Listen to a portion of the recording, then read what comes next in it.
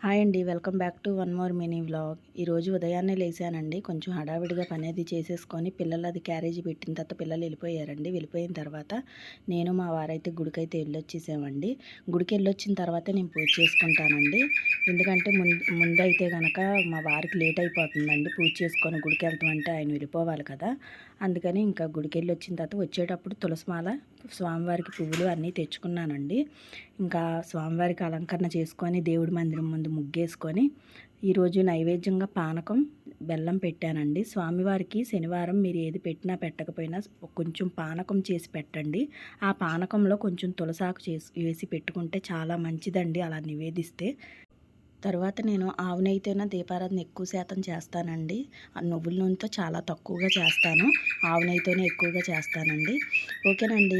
నచ్చితే కనుక మన ఛానల్ని సబ్స్క్రైబ్ చేసుకోండి. నన్ను సపోర్ట్ చేస్తారు.